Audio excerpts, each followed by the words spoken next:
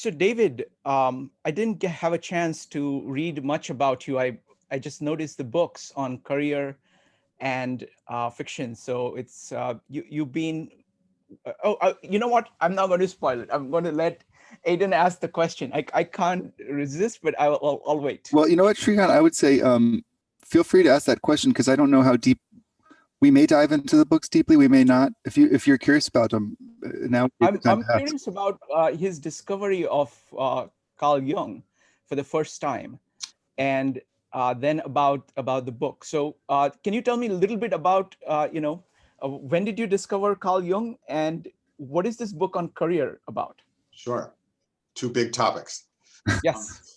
When I went to college at New College, which was an experimental school in Sarasota, Florida in the mid-60s, the professor of psychology had trained in Zurich with Marie-Louise von Franz and so on. So she taught a course on Jung, and I remember going to dinner with classmates, and we sat around the table and we said, "What is this all about?"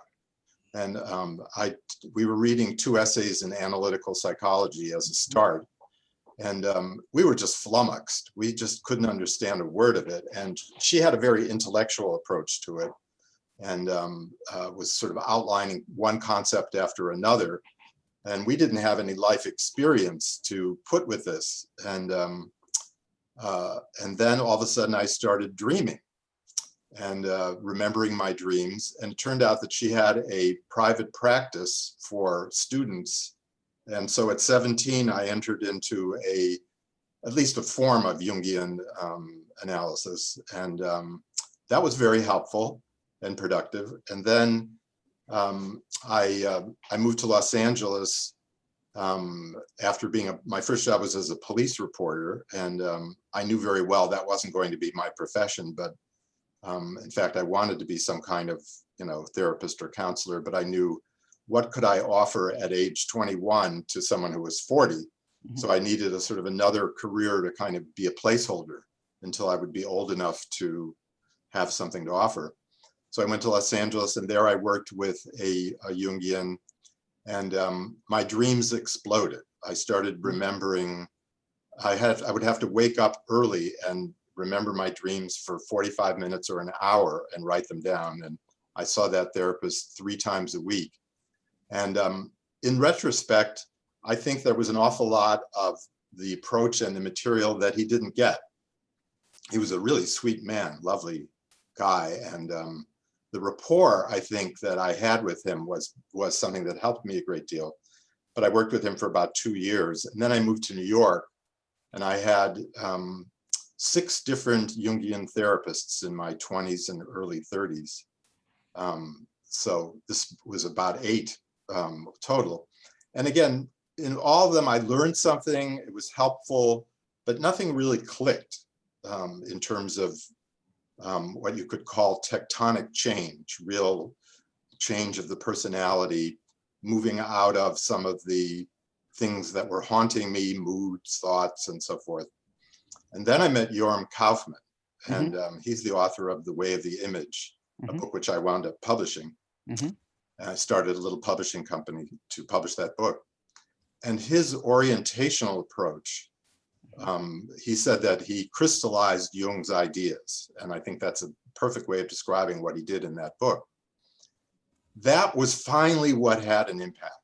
And finally, I had a sense and even a dream that indicated that the plates of my psyche had undergone a tectonic shift, so that what was subducted and underneath before, basically the healthy and relatively happy plate, was underneath all of the layers of neurotic living and thinking.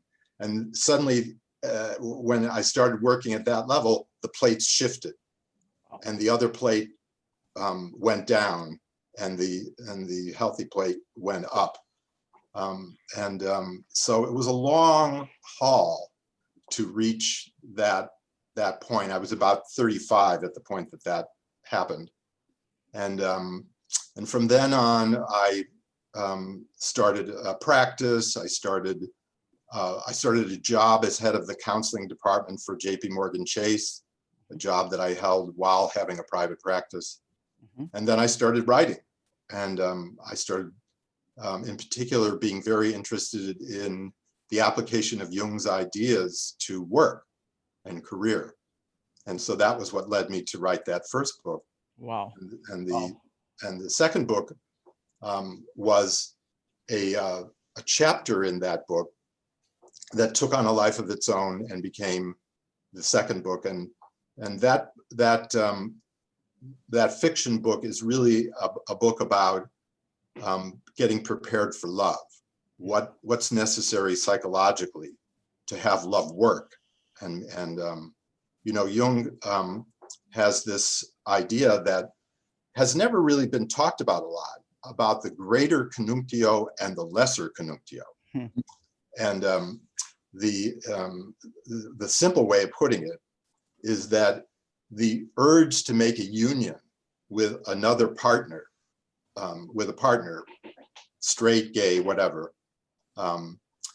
is an urge that we find in us that's part of our sort of native, the hardware of our psyche. But it requires a certain level of conscious development or a certain level of sort of natural development to pull off. And so the greater conjunctio is the greater union. Essentially, it's the union that works. And the lesser union, the lesser conjunctio, is the one where you try to make things work. You have the desire for a union. You have this push within you to have a partner and have that sense of the love working, the meeting of the minds working, the shared existence working. But the complexes and the interferences from both partners are enough to keep the union from happening and from working. Wow. And so that's what I tried to show in that fiction book, without making any use in either book of any Jungian terminology. Wow. So I had to learn in my job in the bank to introduce all kinds of Jungian concepts to bankers. Wow. And David, I'm thinking, I feel, I don't want to interrupt this, but in a way, I'm wondering if we can save some of this, because I would love for this to be a part of the podcast in terms of, especially these ideas that you're sharing, where the book come from, because I think that'll be really valuable. Let's go ahead and start. Okay. Welcome, ladies and gentlemen. Welcome to 52 Living Ideas. I'm honored to have Aiden Moore start this series on Practical Jung. Carl Jung has been a persistent interest, not only of mine, but of our meetup here. And we've approached it multiple times, but Carl Jung is like an ocean. I always feel that I'm just wading, wading in the shallow waters and taking little dips and then getting overwhelmed and then going furthermore. So I'm delighted to have, and I'm honored that David Rottman is Aiden's first guest. So let me hand it over. Let me just tell you about the format. What we're going to do is Aiden is going to interview David, after which we'll be doing Q&A with David. Then we will do our breakout rooms where we get, we divide into small groups and discuss the ideas that David has presented. And then we come back into this main room and let, tell David and everybody what we are walking away with. So that is the format. So over to you, Aiden. Thank you, Srikant. All right, I'm going to dive right in then. So welcome to the first episode of Practical Jung. Today's topic will be anxiety through a Jungian lens. And our guest, I'm very happy to say, is David Rottman. He is the former president of the Jung Foundation in New York City. And he's published 2 books, very influenced by Jung: Career as Path to the Soul and Sex, Love, and Therapy, which are both available on Amazon. I've known David coming up on 10 years now, I realized recently, which is quite something. and very excited to have him here. So David, thank you for joining us. Thanks for inviting me.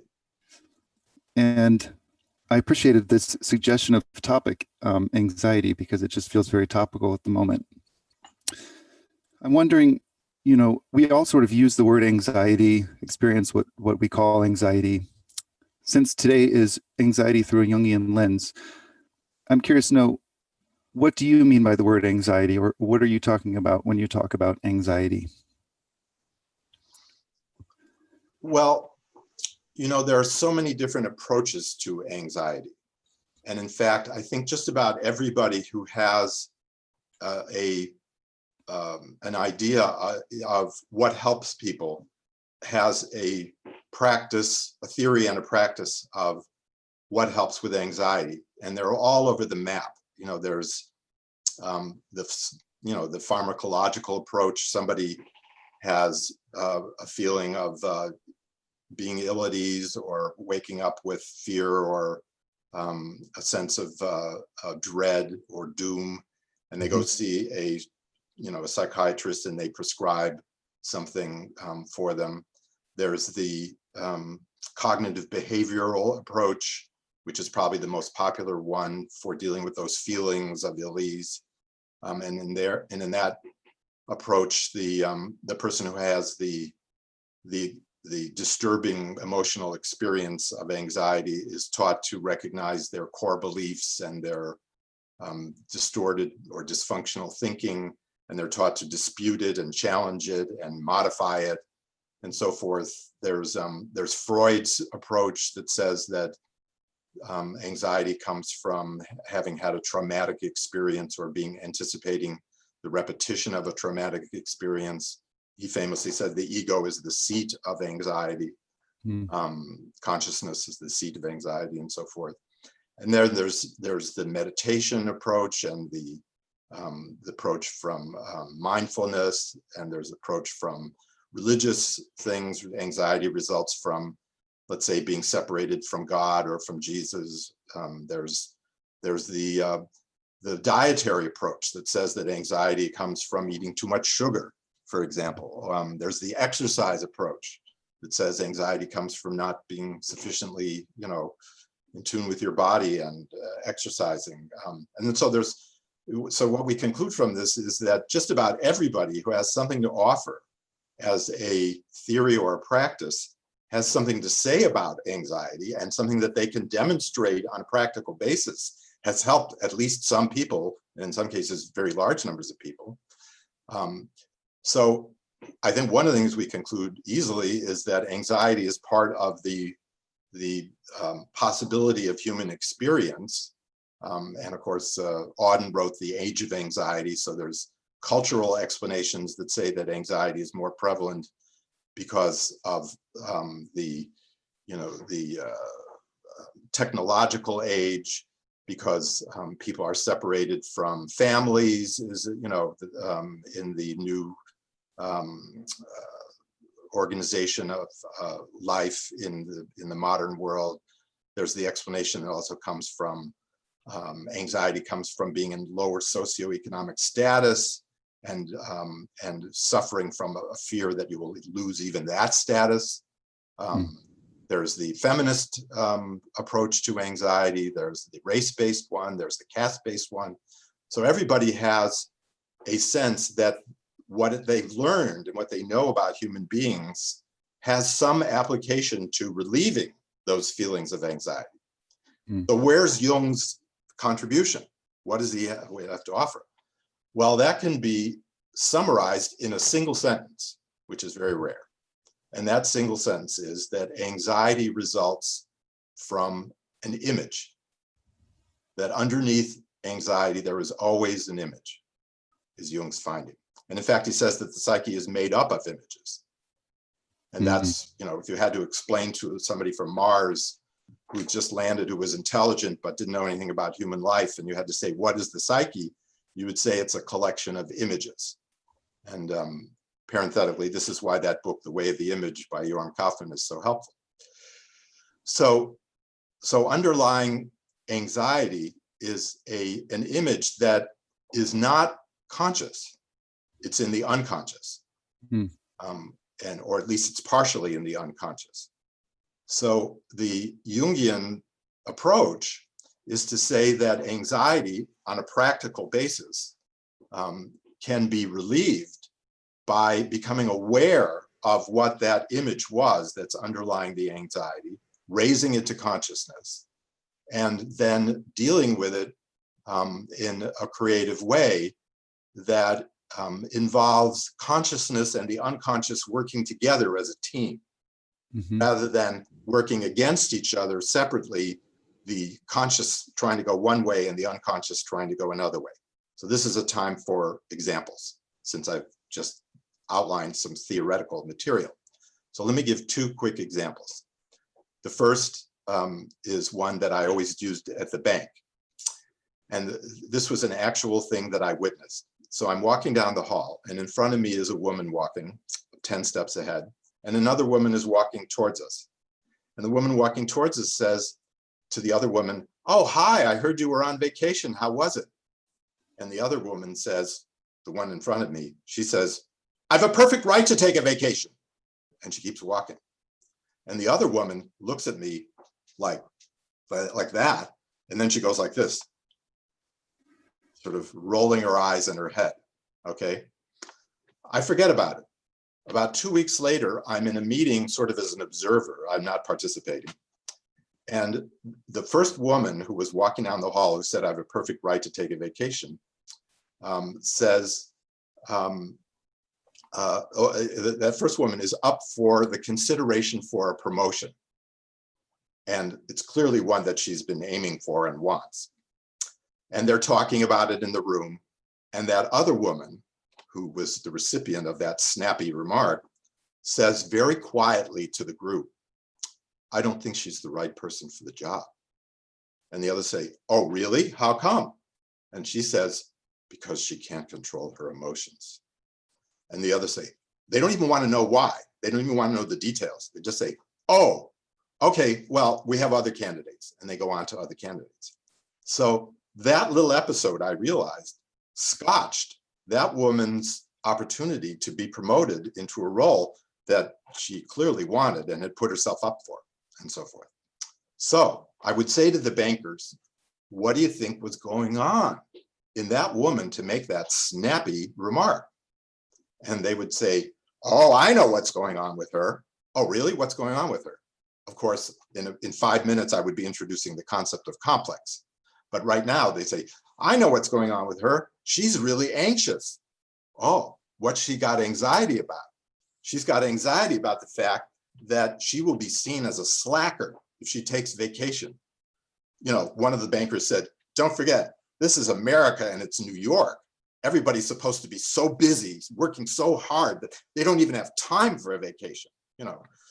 And they certainly would want to conceal it from everybody that they actually took a vacation with their entitled vacation time, you know. So they say they have very good explanations for her behavior, hypotheses about her behavior.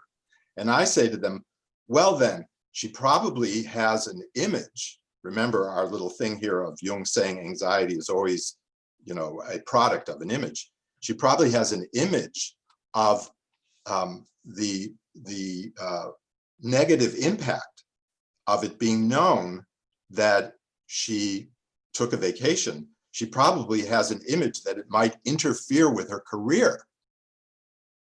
Wow, they say. And you know, they're smart people, so they say, and that's exactly what happened. So her behavior actually was oriented toward consciously avoiding an outcome that the behavior actually produced the outcome. A way in which we can say a person is their own worst enemy. So I say, well, now we've gotten to Jung's idea of what a complex is. A complex is an image of a potential negative outcome that is operating unconsciously, that's you know, responsible for behavior. So then they all say, wow, you mean that's really what's going, you know, and they're very excited and run with it for a while. So we could say that that is an example of how anxiety produced by an image is producing behavior that's counterproductive. So second quick example. A woman has a very bad divorce, and she's very wounded and hurt by the hurtful things that her ex said. Said he never loved her, said no one will ever love her, et cetera, et cetera. She's very wounded by this and very hurt. She goes to a movie, and in the movie there's a woman who looks a bit like her, and the woman finds love in the happy ending Disney type movie. And the thought occurs to her in the movie, that will never happen for me. Very devastating and negative thought. She goes home and she has a dream. And in the dream, she's in her bed just as she is in real life. And she realizes that robbers are breaking into her house and stealing her jewels. And she's terrified, full of anxiety. And in fact, her presenting complaint in coming to therapy to report all of this is that she has anxiety 24/7, 365 days a year. Anxiety is something that never leaves her. She's in a state of anxiety all the time. So if you're a psychopharmacologist, you don't need to know any of the details. You know she has anxiety, and you know your drugs work. So you say, here's your drug. And hopefully that relieves the anxiety. Now, the Jungian approach is to say, there's something very meaningful underneath anxiety. That image, or those series of images. And those images, if brought to consciousness, can complete a person. They can help a person to become the person they were really meant to be. They can fill out the personality in a way that will allow that person to become the oak tree that their acorn was originally intending them to be. So she has this thought that will never happen for me. And if she was in a cognitive behavioral therapy encounter, they would say, well, that's a thought that carries a certain amount of omniscience with it. You know what's going to happen for you in the future. That's a thought you have to dispute. That's a thought you have to learn to recognize is one of those distorted beliefs, and so on, and you have to fight that. So that might be effective also. But the Jungian approach, that's different, is to say, oh, there's an image there in that dream that must be loaded with energy, because Jung says that images are the energy carriers of the psyche. A really profound idea.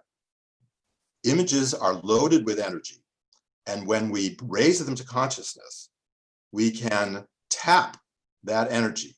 We can bring that energy into our consciousness for daily living. So we do an analysis of the dream for a moment ourselves, and we say, what are psychological jewels?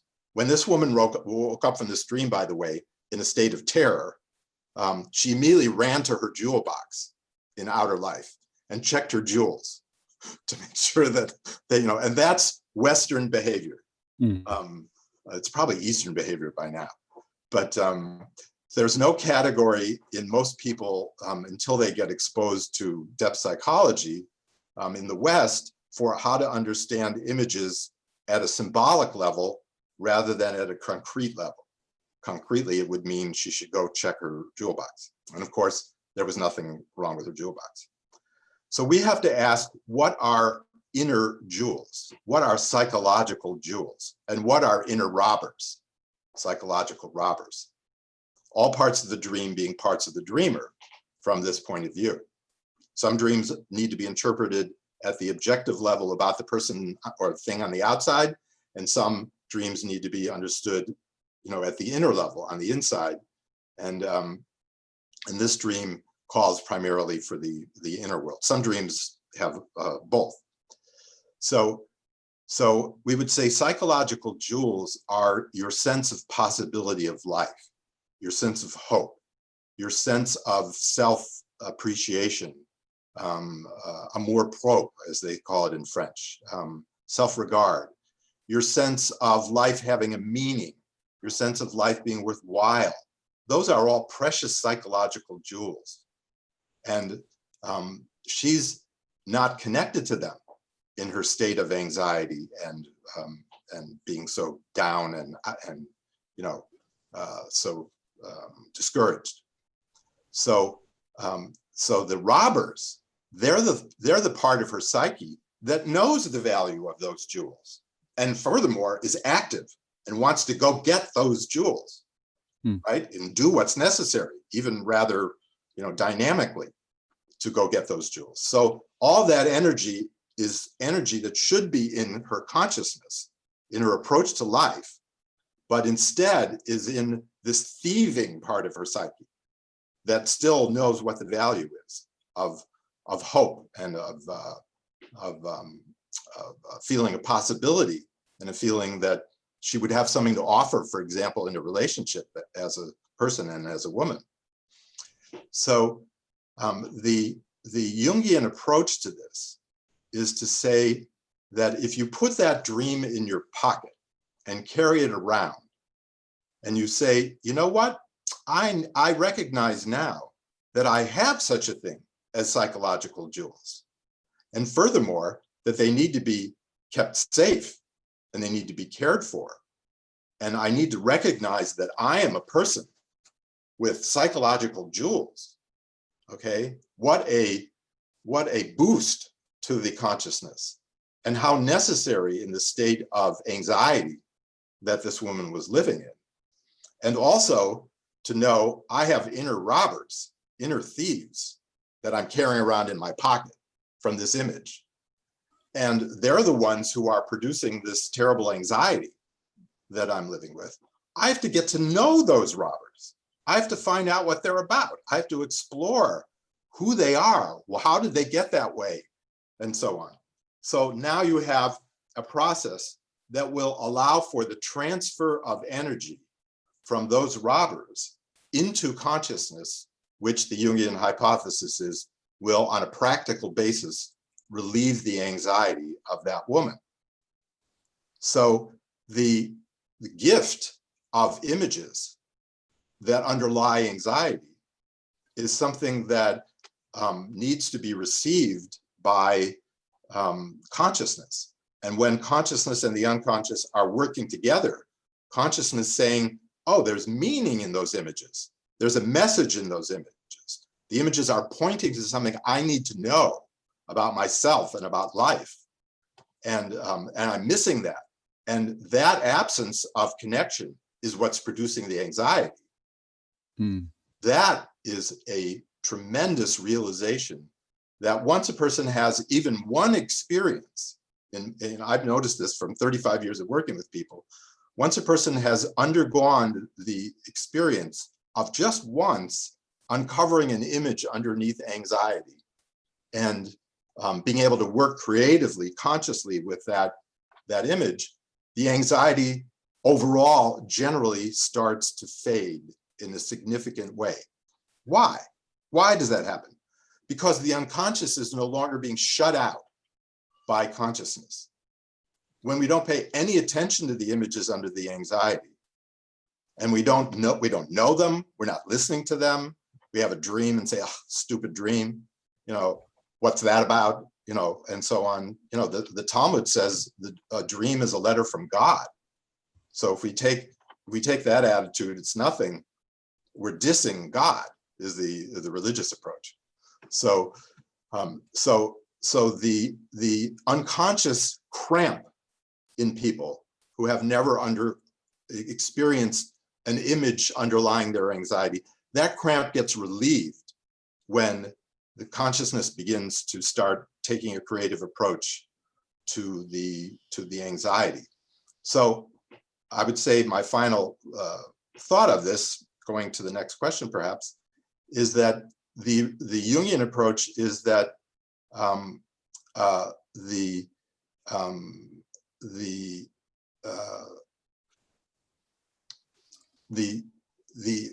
anxiety, it has a call to action. underneath it. And heeding that call to action, which involves consciousness exploring the anxiety, working with the anxiety, dealing with the anxiety in a creative way, that's all a reliever of the pressure of anxiety from the point of view of the unconscious, when that call to action is heeded consciously. I'll stop there. Thanks, David. Those are such perfect examples, and especially, for our program in terms of looking at it practically. How do you practically imagine something like anxiety in a Jungian lens, or even perhaps practically work with it? I was struck by the first example, if we can go back to that for a second, of the banker. Now that we have this sense, right, that you're sort of illuminating that from the Jungian point of view, images are the energy carrier of the psyche, right? And so we have a lot of energy in them. And that image is underneath the energy of anxiety that a person will experience consciously. But it sounds to me like this bridge is kind of, you're talking about part of the process of sort of healing the anxiety. It's connecting the experience of the anxiety to the image that's underneath it. That's well said. So if we go to the first example, will you say again what the image was that she was carrying around with her that was producing this anxiety around vacation? Oh, the image was that if people knew that she took a vacation, that it would have a negative impact on her career. She thought that all the bankers thought that she was avoiding trying to be seen as what they call a slacker. I think slacker. They get that from Britain, where people who don't work hard are called slackers. Yeah. So I'm almost just clarifying this for myself, because this seems like such a perfect example. So if she has an image of fear of being seen as the slacker, let's say that's the underlying image. But if she's unable to look at it directly, that image carries a lot of energy that creates anxiety. So it's sort of like in a situation like you explained, where somebody says, I heard you took a vacation. How was it? All the energy of the fear of being seen that way is present in that moment. And it kind of almost possesses her. I can't think of a better word. It takes over the wheel and says, well, I have a perfect right to take a vacation. Right. So the energy gets expressed through the anxiety. Really what's being expressed is the fear of being perceived as a slacker without a conscious awareness of the fact that that's what's going on. Right. Yeah. So what would it do for that person, for example, if she was able to say, okay, I see now, right? Let's say she has this meeting and doesn't get the position. What would it do for her if she says, okay, I see now some part of me has this fear that I imagine I'll be seen as a slacker, right? So what might she do to sort of consciously build a bridge to that, and perhaps take some of that energy away from that fear, and to be able to use that energy in the choices of her life, and perhaps getting the promotion that she actually wants? Yeah, I think that's a good question. She was not a therapy patient, so we would have to just make up a hypothesis of, what would help her. I think probably the thing that would help her the most would be to just express what are her fears about her life in the corporation. What are her fears about her career? And she would hopefully say something like, I have a fear that if people look at me, they won't see my contributions and my value. They might see things through their distorted lenses, like whether or not I'm a slacker, and that might hold me back. And I have a great fear that through being misperceived and not appreciated, that I won't be able to get to where I want to go. And then once that's sort of out on the table, oh, okay, that's your fear. All right, well, let's see what are the best ways and creative ways to deal with that fear. And, and what's the most, if somebody asks you, how was your vacation? You should know that there is, of course, a danger that somebody would see you as a slacker for having taken a vacation. But snapping at somebody is probably not going to get you where you want to go. So what would be an alternative way of responding? You know, oh, my vacation was great, but I'm really eager to get back to work. Just love it here, you know, that kind of thing. So, you know, so the whole approach would be to depotentiate the automatic response to the complex or to the image, and to give consciousness choice about how to respond. If you have only one way of responding, you can't say there's choice. If you have two ways, two options, then you have a choice. So Yeah. what would other ways of responding to that fear and that anxiety? That kind of discussion would probably expand this person's consciousness about how to deal with her fear and her anxiety. And in fact, that's a really good point now that I hear myself saying it, which is that in many cases, anxiety results from a person having kind of locked into one image and having the idea that's the only way and the only result, and so on. In the case of the woman with the thought in the movie theater, that will never happen for me, that's only one thought. So cognitive behavioral therapy would introduce, well, let's have two thoughts. What about it will never happen for you and it will happen for you? So which one now, you know, you've got, when you've got two options, you're in the realm of choice. So so I would say that the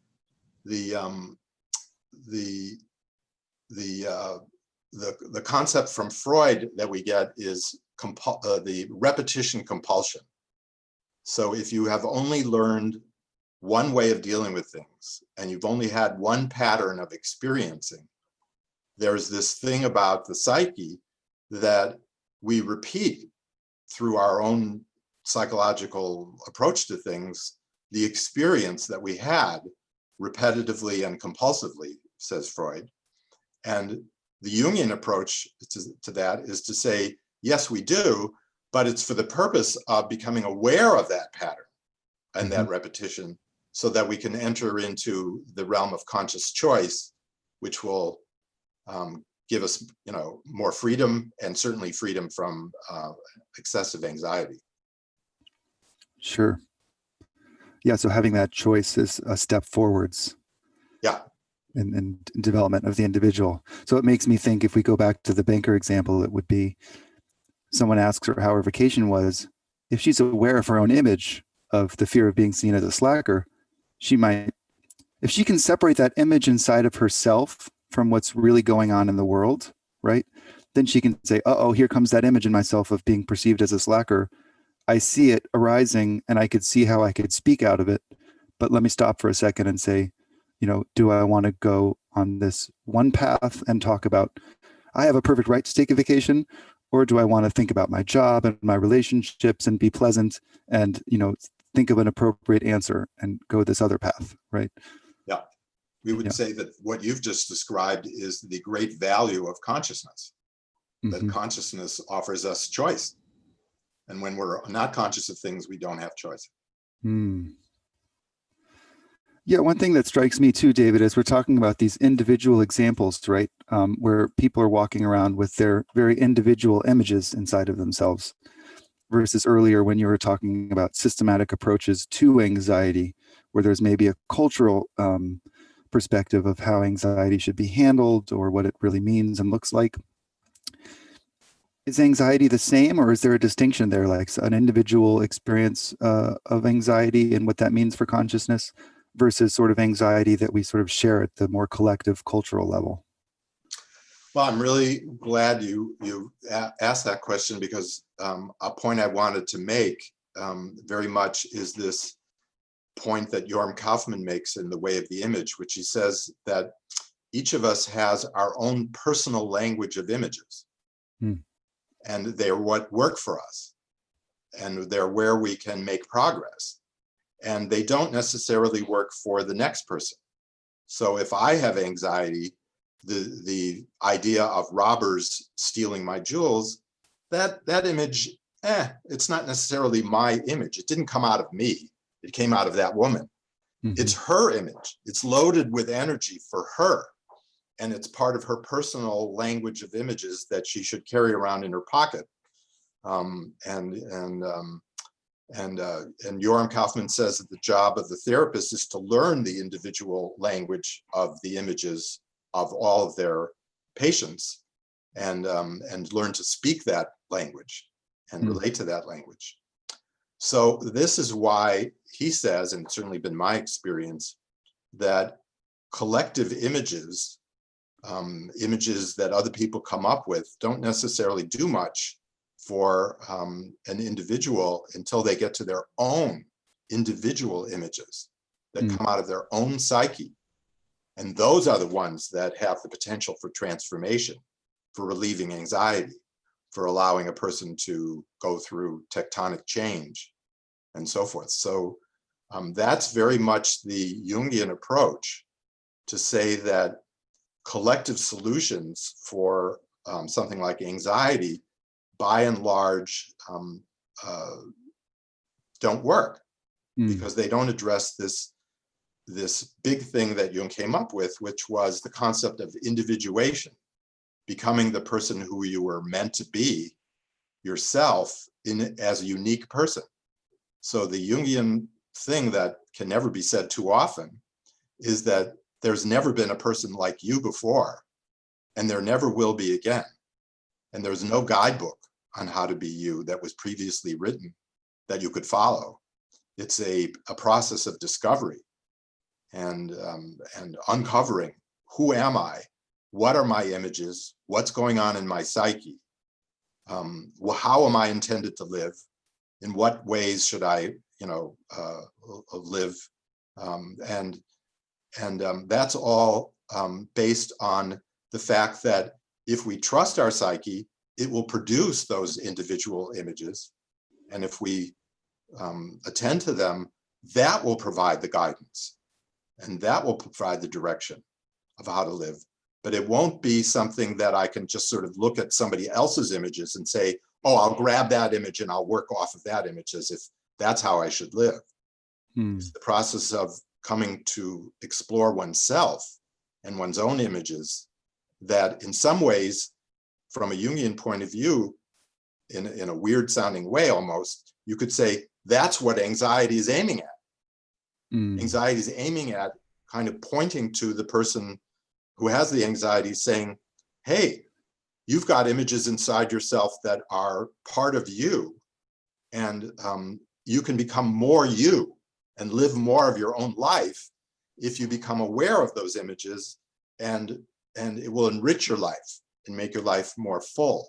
But they're very personal.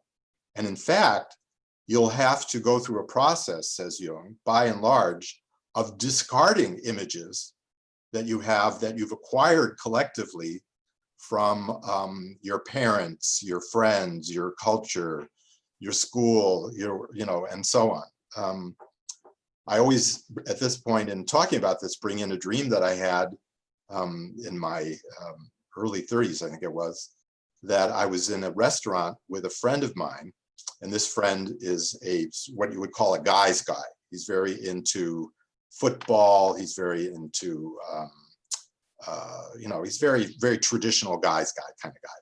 And we're there at the table, and the waitress comes over and she says, oh, 2 guys, the meat and potatoes. Sort of like, that's what you get because you're guys.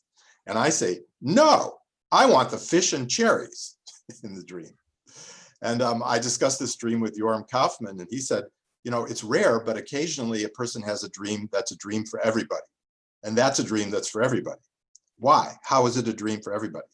Well, basically it says that if you accept what you get from life at a very collective level, an image, guy, meat and potatoes, that's an image. If you accept that, you're going to miss out on who you were and what you were meant to live. And instead, you have to sort of express what it is that's right for you, which in my case was saying the fish and cherries, surprising combination, which I had to think about for a long time. So the doing away with the collective images that I should be this, I should be that, people should think of me this way, people should think that way, I should think of myself this way. and so on. All these sort of gloss of images that we absorb unconsciously, these are what one first usually meets in a Jungian therapy process to begin to uncover what's underneath those highly unindividualized images, to get to the individualized images that are the ones that will really be, profoundly meaningful for oneself. So this idea that the answer is an individual one is something that a lot of people have trouble with Jung and Jungian approaches with, because a lot of people want more quantitatively replicable approaches that will be kind of good for everybody, one size fits all. And the Jungian approach that's so highly individualized is not something that can be easily replicated and scaled. People always want to know, how can you scale that? And my response is always the same one that Jung gave, which is, since there's never been a person like you before, and there never will be again, the issue of scaling at that moment is completely irrelevant. The only thing that counts is your individual nature. And that's, for the person who's interested in that, I think the Jungian way of going is the one that has the most to offer. Yeah, that makes me think, I'm hearing this rub, right, where there's the stuff we inherit from our culture, the things that we're supposed to do, or we're supposed to find attractive, or we're supposed to find value in, or compelling, and so on. We sort of inherit those images.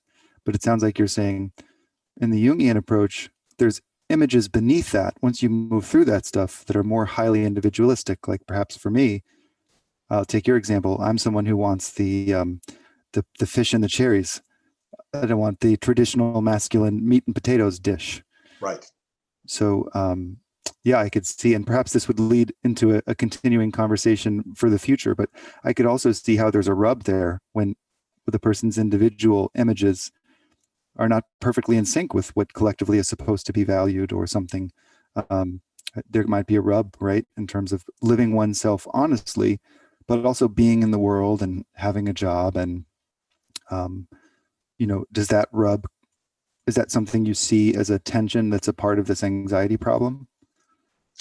I would say that's a kind of a phase in people's development, generally speaking, of having a sense that, oh, gee, if everybody's going for meat and potatoes and I'm going for fish and cherries, I'm a loner. I'm outside the mainstream. I'm someone who is kind of going against the flow of the river, so to speak, and so forth. And that's a phase that most people, when they start to get close to their individual images, go through. And then after that phase, there's usually, hopefully, a phase of harmonizing. It's that, there's really nothing against the collective in wanting fish and cherries. It's just wanting something else from the menu. So it's not like you're saying, I'm against restaurants, I'm against guyness. You can be a guy and have part of the message of the dream is you can be a guy and want fish and cherries. You're still a guy, So so the place at which you kind of harmonize with the collective while going your own way is a stage that requires letting go of a complex that it might be the opposition of the world to your individual nature that you're dealing with. And in fact, it's usually your own opposition to your individual nature that's really the problem, and much less the one from the outer world.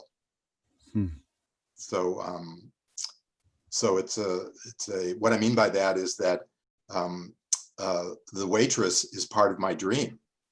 She's part of me. All parts of the dreamer are, so I have to sort of educate that part of myself that would want to give me the collective stuff and understand I have both parts.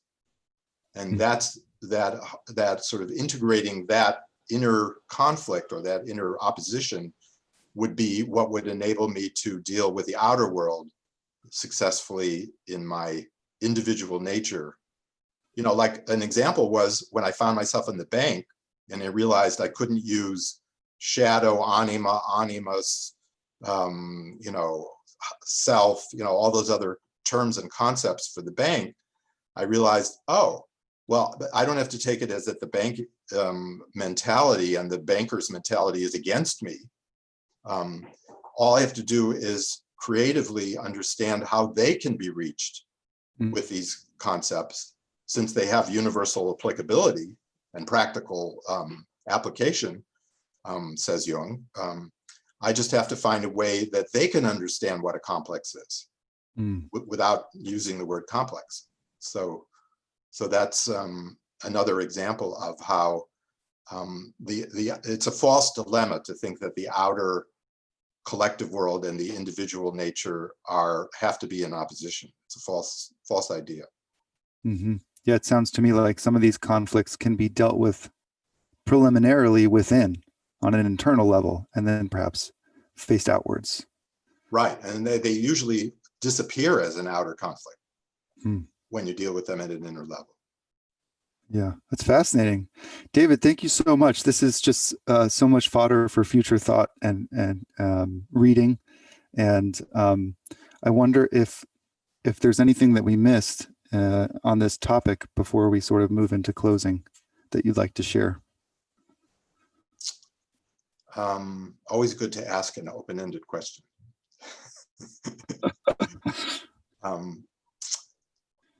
I think that the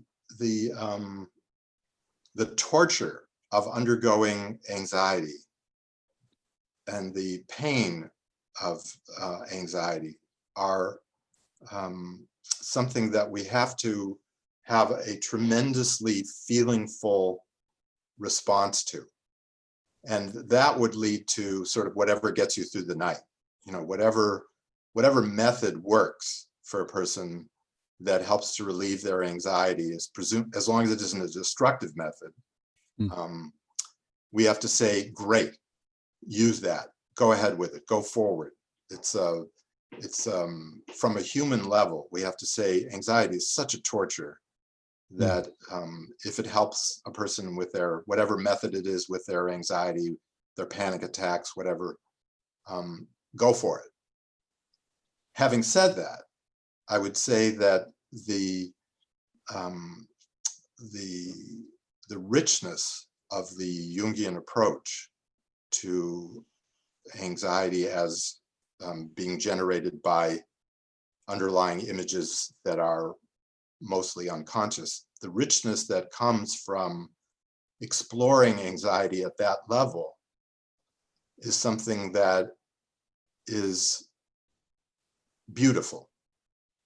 It really enables a person to have a kind of a make the hair on your arm stand up experience of, oh, that's me. I got it. That's me. Now I understand something about myself. Now I'm connected to something about myself that I really realize I need to be connected to and I want to be connected to, and that my psyche has been telling me to get connected to, and so on. So it's like a double benefit. On the one hand, it reduces the anxiety to get to those images, but on the other hand, it's as if the anxiety was the door through which one had to go to reach one's individual nature and that richer life that we need to live. So that idea that is something that Jung's work really enabled us to go for, and I think that that's why I would say if a person can go that route, not everybody can, very large numbers of people probably can, but if a person can go that route and they have the energy and they feel the necessity to go down that route, then it's a very productive thing to do. Yeah. You know, I want to catch what you just said, David, because that seems so ripe or pregnant with meaning, I should say. But I love what you just said. Anxiety as a door, right, to one's individuality. I just want to catch that because I think culturally we may look at anxiety and think, how do I relieve it? And sometimes that's right, you know, in the short term, how do I relieve it or how do I do away with it? Absolutely. And in other words, I just want it to disappear. And I think what you just said is such a kind of an interesting invitation for this group and for people who are listening in. If you feel called to it, there is a Jungian option, which is the anxiety as a door into a new room, a new mode of being. And there's a lot to be said about that. Exactly. Often when, you know, people start a Jungian therapy experience, they have a dream that there's an undiscovered room in their house, Mm-hmm. or that their house is bigger, or they're even living in a new house. And that's often taken as an illustration of exactly what you just said. Yeah, that's great. Well, I want to say in closing, you know, a lot was covered in our conversation today. And if you find yourself wanting to explore more, I would encourage you to check out David's books, Career as Path to the Soul and Sex, Love, and Therapy, which are both available on Amazon. He also mentioned a wonderful book by Yoram Kaufmann called The Way of the Image that furthers some of the discussion we had today. And lastly, I'll mention David continues to teach at the Jung Foundation in New York. So it's worth checking out their website. They do several classes that are remote now during COVID. So you can really take the classes virtually from anywhere. And they're wonderful. I've taken several of David's classes and they're wonderful. So David, thank you for being with us today. Thanks for inviting me. Wonderful, folks. So Aiden, can I go ahead and start off the Q&A? Yes, I'm good with it. Wonderful. So folks, we have 4 rules as usual. When you have questions, just type !mark in chat or raise your hand in Zoom. That's rule number 1. Rule number 2, keep on topic. Rule number 3, be brief. Ask at this point, it's time for just questions. And number 4, feel free to disagree with anybody on anything and do so courteously. Okay, so it's going to be Shrikant, Ronika, and Joel next. So David, I was really fascinated with your, talking about your discovery of Jung. And I think looks like the giant step there was the work of Yoram Kaufmann and this orientational approach. So could you talk about why is it called orientational approach and what and describe it briefly? Okay, well, he wasn't happy with that term, orientational approach. And he asked a lot of people, me included, if we could come up with a better term, and nobody yet has come up with a better term. So to start out with, it's kind of a problematical term. Mm-hmm. The idea of what he says is that there's, and it's very, very controversial and creates lots of arguments, is that there's an objective meaning to an image. And he uses the example to every image. And that would be the orient of the image. So he uses as an example this dream that he talks about a guy who's out on a rickety raft in the middle of the ocean and he's surrounded by sharks. And he says, the objective meaning of a shark in that context, he says the orient is primarily the context. And Jung says the same thing. The context of being surrounded by sharks on a rickety raft in the middle of the ocean mm-hmm. is the sharks are dangerous. Mm-hmm. They're not fluffy little, Pomeranians. They're creatures that can kill you. And so nobody should be surprised that the person who was having this dream was a drug taker who's consciousness was very weak and best described perhaps as a rickety raft floating on the ocean, and that they were surrounded by a lot of self-destructive impulses represented by the sharks.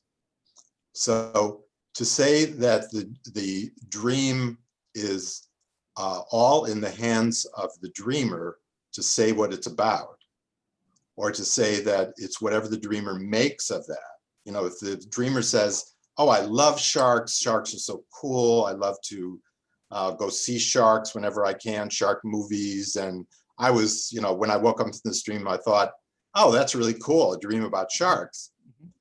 Yoram's point about the orientation of being surrounded by sharks in the middle of the ocean is that that person is not well oriented to their situation. They're actually in a very dangerous situation according to the objective picture given by the unconscious through the means of the dream. So he's taking a stance that goes against a lot of people who say that everything is subjective and it's what you make out of it, and it's up to the person to say what's the truth, and that there's no such thing as objective truth. He's taking a very opposite stance. He's saying something very definitive that a lot of people have problems with. So I'm acknowledging a lot of people have problems with this.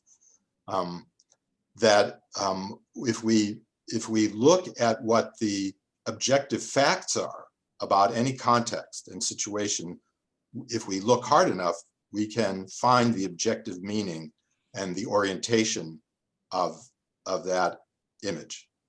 He contrasts that situation with a woman who dreamt that she was about octopuses, that she was terrified of octopuses, anxiety about octopuses.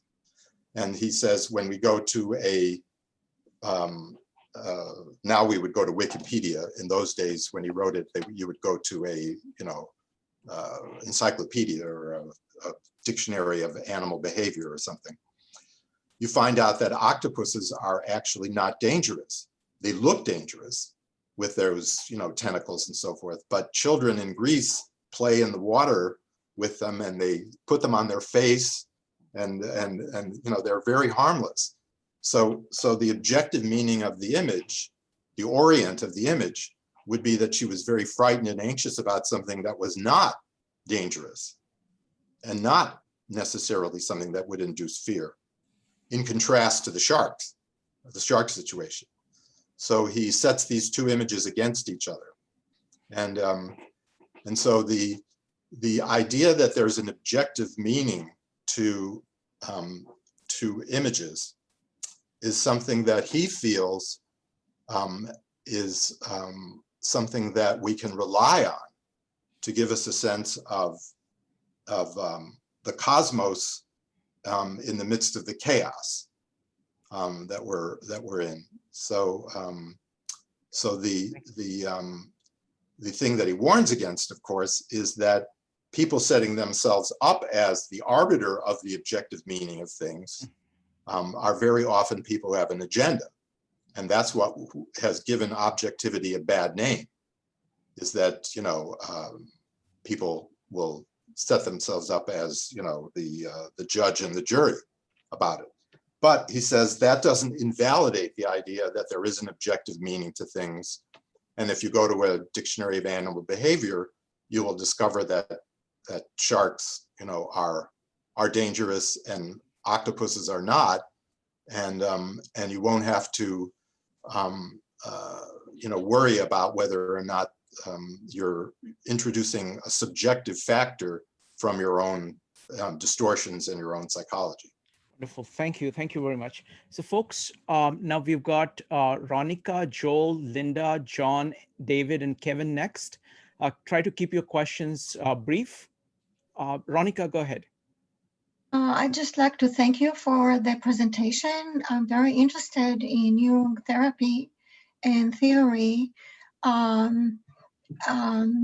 If I came to this presentation in the middle, not knowing that you're talking about Jung, I would think that you're talking about cognitive therapies because this is what you are describing.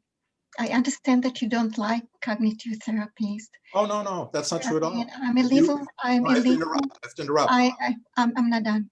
Okay, but I like So, cognitive therapy. I was trying to I'm going to end with my Veronica, go ahead and ask a question. Okay.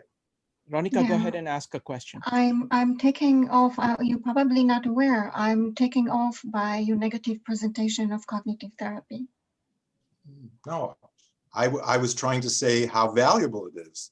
I just was saying that the Jungian approach is slightly different, not slightly, rather different. But cognitive therapy works for people. It's probably recommended by maybe 60–65% of all the people in helping professions because they have demonstrated its value. And in fact, when I opened up my presentation about all the various different methods of dealing with anxiety, I made a very careful point to say that they all work, that they all have value.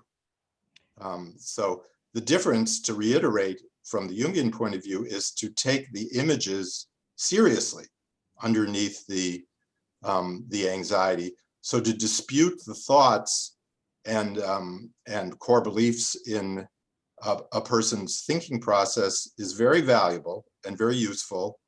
The Jungian approach adds something, I think, to that, which is the value of the images. Excellent. But I think cognitive behavior, I've seen cognitive behavioral therapy work. So I could never say that I'm against it. I'm just saying that if there's a desire for more, that the Jungian approach offers that more. Thank you, David. Next up is Joel, followed by Linda. Joel, go ahead. First and foremost, thank you very much, Aiden and David, and of course, Shrikant, for putting this on. It was a great presentation. The one thing that struck me in listening to your example, the one at the bank, was did the woman who was walking ahead of you, was she aware you were behind her? What was the experience of her relationship with the woman approaching her? And maybe it was a cat fight that had been going on for a long time that you had no knowledge of. So I guess in short, what I'm saying, sometimes a cigar is just a cigar. Yes. Yeah. I don't think she was aware that I was behind her because I was too far behind her and she walked off without acknowledging me or seeing me. I had the same thought. I wondered, as I left, I sort of wondered, these two must have a history and there must be something, behind that history. But even so, the response that she gave was something that didn't work for her, I think, in the context of the situation. So, but I was never able to determine if there was any history between the two. Next up is Linda. Linda, go ahead. Thank you, Aiden and David. I have a question about the dream of the thieves and the jewels. Is there any possibility that she also was dreaming that her husband was the thief and he had stolen her ability to feel lovable and to see any future? Well, this raises a very important point, which is, Eleanor Roosevelt famously said, "No one can make you feel inferior without your permission." And applying that idea more broadly is a very Jungian thing to do. Jung has this idea that consciousness is the executive of the psyche and has to play the role of the executive function, the decider, as George Bush said, the one who makes the decisions and stands behind them. So the first point I would make is that if the dream wants to dream about her husband, it can. There's nothing stopping the dream from dreaming about her husband being the thief who's stealing those things. But the robbers didn't remind her of anybody. So we would say, even if it was the husband who was one of the robbers, he couldn't steal those things unless she was giving her permission. So that's the sort of shame on him for being the person who was so negative and hurtful. But then the psychological process would be to say, in what way has she taken it in? In what way is she dancing with the idea that she's hasn't got anything to offer and that nothing will be possible for her? She can't do anything about the husband. ex-husband, but she can certainly do something about her own psychological approach to, to what he said. And I think I remember I really learned this for myself the first time in my 20s. I was walking to work down Park Avenue in Manhattan, and I passed a guy lying on the street, very clearly sort of a bum, and all messed up and vomit on the sidewalk and really disgusting. And I happened to hear what he was saying, and he was cursing, everybody's saying, string them up, all this really horrible stuff. And I thought, oh, what a horrible way to start my day. Oh, I'm going to have such a bad day after this. Oh, realizing that there are such disturbed people in this world, that, he's gone off the rails.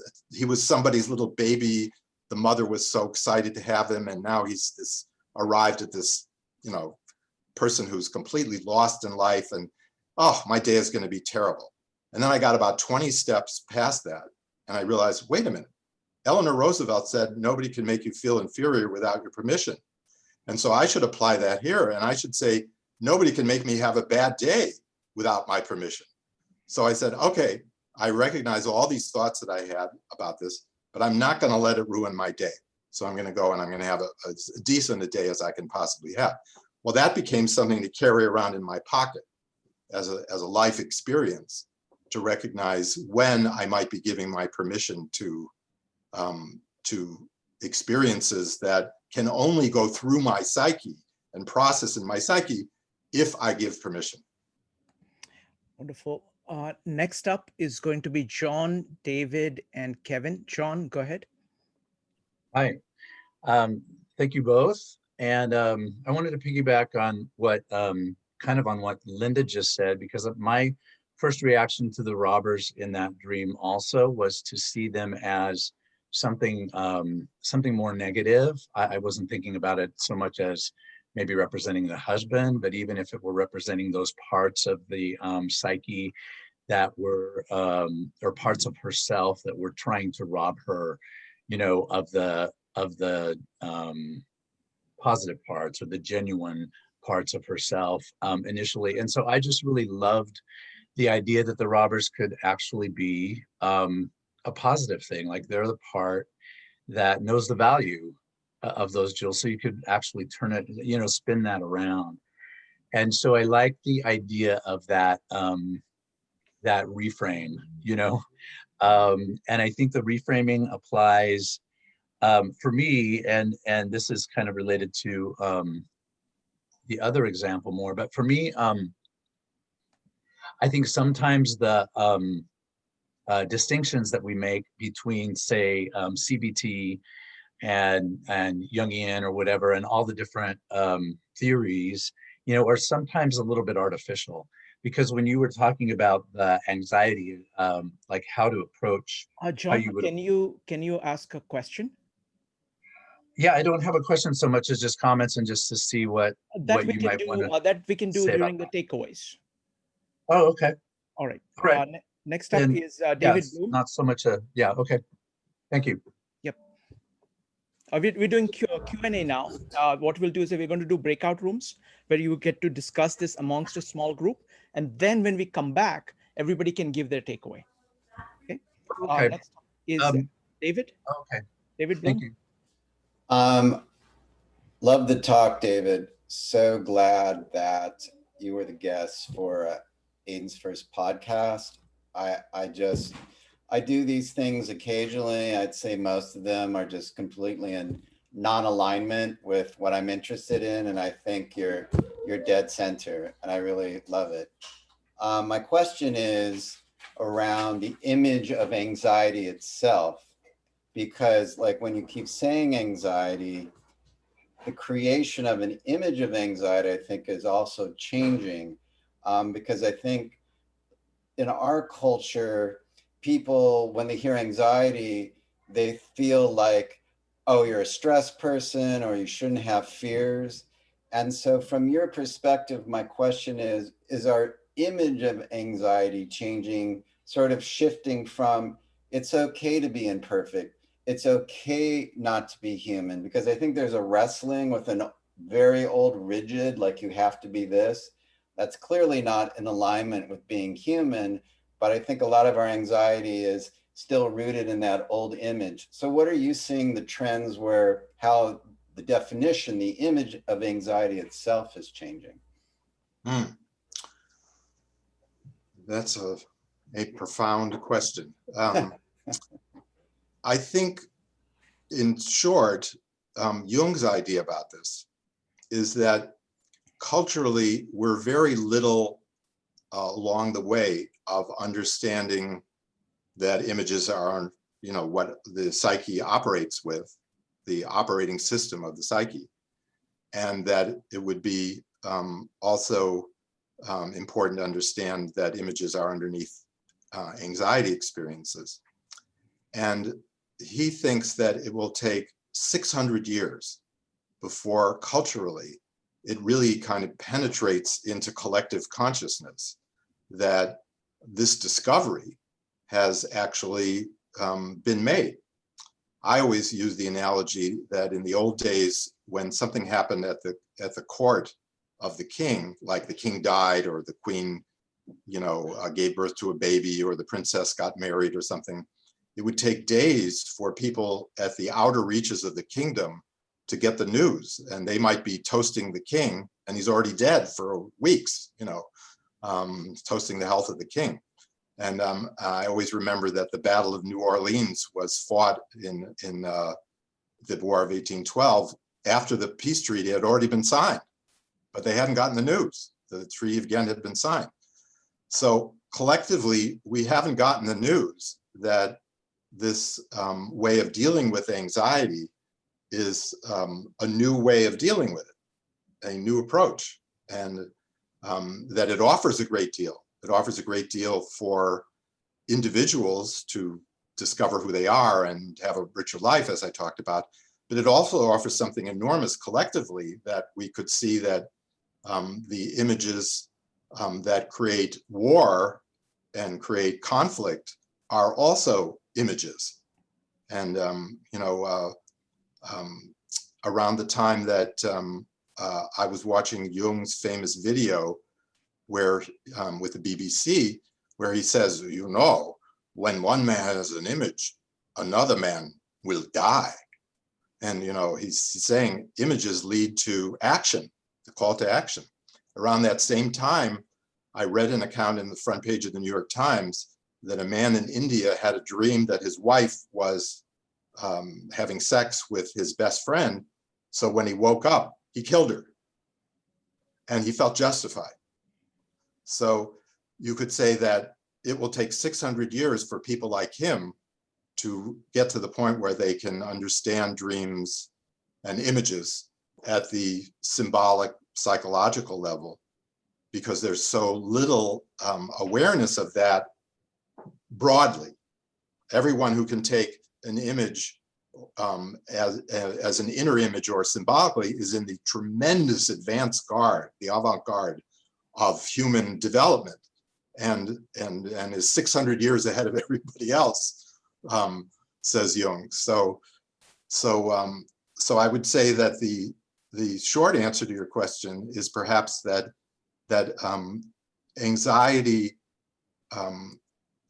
in a very cruel kind of way, comes up as a big issue for people of our time, without very many people having the resources to deal with it psychologically. So that's a very dark fact. It's the dark side that we're encountering in that regard. Actually, I'm going to jump in so quickly, Shrikant, if I could, because David, I think you'll find this kind of interesting, and perhaps the group will as well. When you're talking about it takes time for things to reach the outer regions of the psyche, or even on a collective level. I had an anxiety dream 2 nights ago where I had come late to this talk. I had not made it on time. And so I'd gotten a message that the talk was no longer happening, but that it was going to get picked back up in 5056.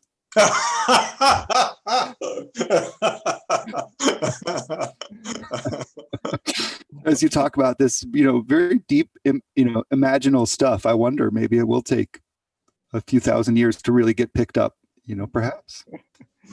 Wonderful. That was delightful. And thank you very much, both the Davids. Next up is Kevin. Oh, thank you, Shrink. Thank you, David and Aiden. My question about image and the anxiety. The first question, how can we create a better image? Second question, even if it is a bad image, can we turn the anxiety to a normal state or happiness? Well, you raise a very interesting question that Jung spent a lot of time working with, which is some people call it dreaming the dream image onward.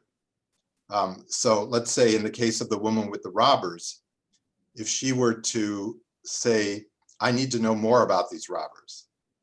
I need to even maybe have an imaginary discussion with one of the robbers and find out why he became a robber and what he wants and so forth. That would be creating a better image, sort of, as you put it. It would be working with the images that present themselves to us.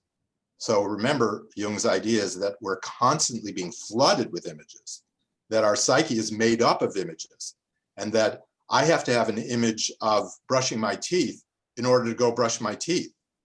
In the way of the image, Yoram says that everything that has ever been created has been preceded by an image. Our thoughts are preceded by images, as I think I saw one of the persons in the chat room saying. And so he says, in the way of the image, he says everything from a blender to the theory of relativity was preceded by an image. So the working with the images and then expanding on them and helping them to sort of reach the place that they need to go, that's very much a Jungian concept. The Gestalt people also work on that basis of working with an image and taking it farther as well. All right, David, I can't resist asking this question. I see, there are images that come to you in dream, which is purely from your unconscious.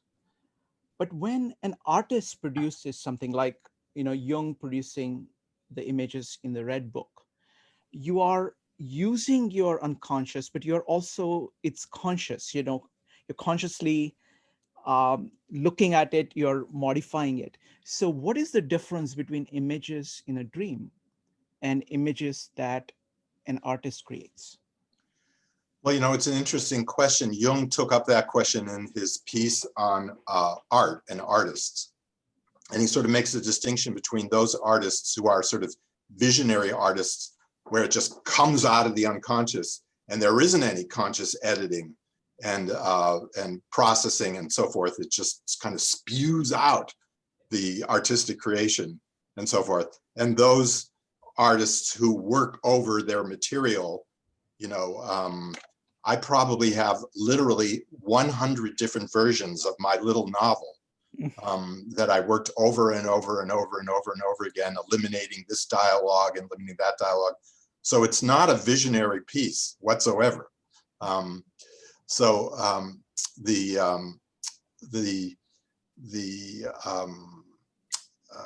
unconscious speaks directly through the visionary artist, and it provides only an original impetus or image for the person who's the work 'em over kind of artist. Got it.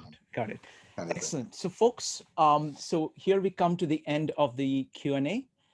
Now comes the main part. We have put questions on the table. We've put some thoughts on the table about images and anxiety. We've answered some of the questions. Now we're going to divide into small groups so we can talk to each other about our, what are our thoughts about it. And this is going to be groups of about 7 to 8 people. And then we'll do that for 20 minutes. Please allow everybody to say their piece. Give 2 minutes to everybody to say their piece so you can hear everybody. And then have a discussion. And then we're going to come back into this room automatically in 20 minutes. And everybody will get to talk about their takeaways. I'm starting the breakout rooms now. Welcome back, everybody. So now it's the time for takeaways. So I'm going to call on people in the order in which I see them in Zoom. You're welcome to skip if you want. You can go ahead and type skip in the chat box if you want to skip. Otherwise, I'm just going to call up people on the screen and we'll go from there. So we'll start with Brian, George, and Francoise. Shrikant, it looks Sure. like there's going to be some skips. I would just want to jump in quickly because Sure. as people might be kind of, leaving as they have to. I quickly want to say thank you to everyone for coming and being a part of the discussion today. It was awesome to see all of you. And I want to let you know 2 weeks from now, so December 6th, Muriel McMahon will be joining us and we'll be talking about fairy tales through a Jungian lens. So how to read fairy tales psychologically.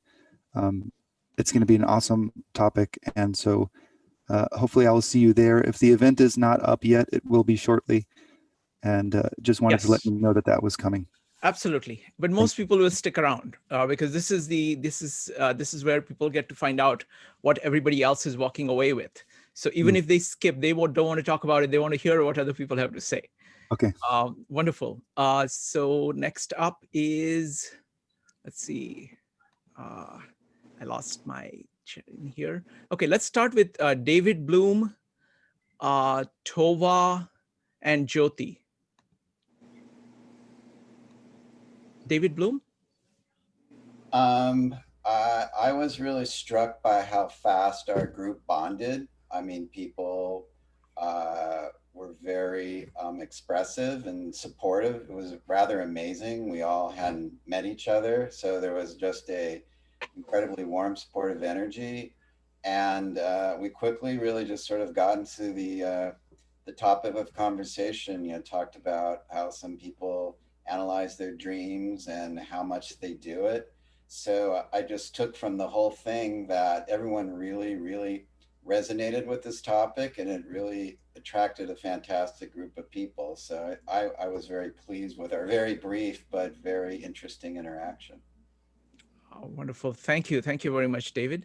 That is the culture of this meetup. We do these meetups every day. We've been doing this for the past 6 months. So many of the people are regular. They are used to, kind of learning new things, new concepts in psychology and philosophy. And they consider kind of talking to each other as a natural part of learning. So this is what I got. What did you get? Oh, that's interesting.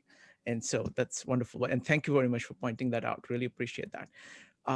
Okay, Zoom keeps changing the order on me, so I'm going to keep changing the order here. We're going to go with Brian, Samantha, and John. Brian. Okay, thanks. A very interesting talk. As I said in the breakout, it's a subject which I know I should, but I do not know a great deal about. I have a pile of books. I have some more recommendations from today, and I know you've got lots of meetups on the subject. I think it's time I learned a little bit more about Jung. Wonderful. Thank you. Thank you, Brian. Next up is Samantha. I had a lot of takeaways, but I think one of the bigger ones was the idea of how Jung sees it as a very individual thing where you have to find your own images and really work with that. And there's no ready-made answer. There's no easy fix. It's a thing that you have to work on and explore. And also I really love the anxiety as a call to action. I think I'm going to take that away for sure. Wonderful. Thank you, Samantha. Next up is John, George, and Tova. John? Hi, thanks. I just wanted to highlight something from our group that, and I hope I'm not stepping on somebody else's toes because it was not me who said it, it was Kevin. But in case he doesn't say it in the big group, I wanted to say, because he pointed out, and he's Chinese, and maybe he'll add to this too when he shares, but he just talked about how images are, he mentioned the snake and the dragon specifically in Chinese culture and how that's very different from Western culture in terms of what they mean. like they could be more negative in our culture, but more positive in theirs. And so I think that's a really important thing to always remember. You know, it depends on the culture of the person you might be working with. And then I want to just say I really like that the image of anxiety being a door into one's individuality. So that seems like a very apt image to me. So I will take that with me. Thank you. Sorry, thanks, John. Next up is George, Tova, and Jyoti. George? Good afternoon, everybody. Aiden, awesome job. Thank you, Shrinkat. I guess David Rottman left already? No, he's here. Oh, he's here. Thank you, David. Oh, there he goes. Okay. How are you? We never met in New York. I wish we would have met.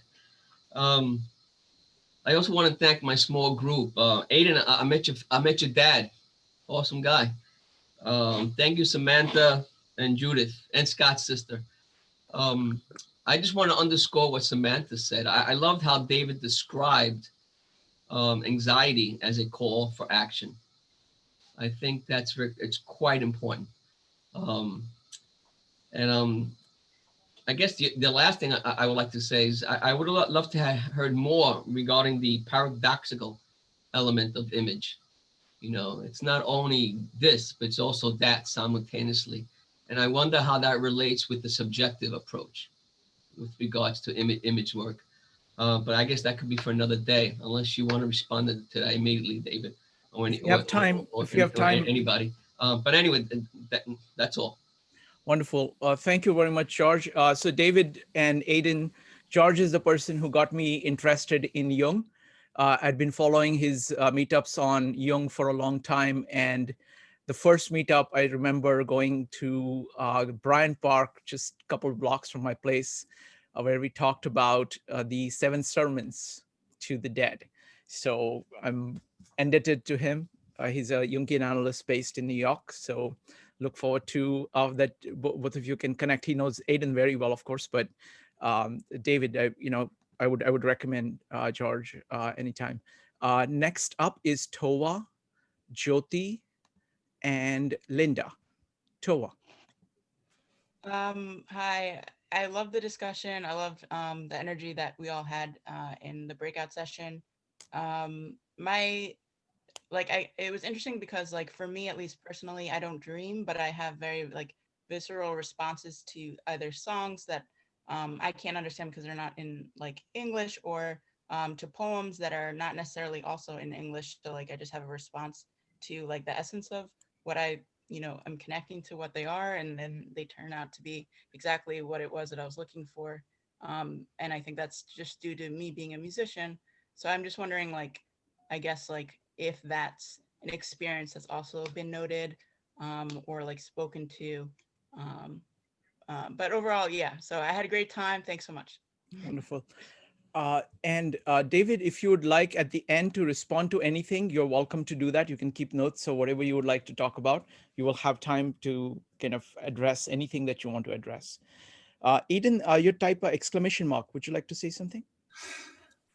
Yeah, I was going to add something partly based on what George said, and also something that John had said earlier. It's worth noting, and David would have a lot more to say about this, I think. Of course, I wish we could go on for hours because there's more than Aiden, let me interrupt you just for a second. What we will do is that we'll pick up on all themes after everybody has had their takeaways down, because everybody will, they will bring up all kinds of points, and then we can choose whichever points we want to focus on, and then we'll have time to do that. Perfect. Fair enough? Thanks, Thank you. Next up is Jyoti, Linda, and Sharon. Jyoti. Yeah, hi. We were very fortunate to have Aiden in our breakup group, but I keep bombarding to him the same question over and over, because I'm getting these recurring dreams from past 2 years, and he really didn't have an answer for it, because it's very difficult to interpret the dreams when they just keep coming. It has something to do with the subconscious during the daytime and what have you. However, I really don't find any link between the two, the kind of dreams I'm having. There is no link from the daytime. It may have a link because I did lose my husband 2 years, and I keep dreaming from past 2 years that he had not made things happen for me like he did that. And the dreams, they are saying yes, he's making things happen. He's in the background.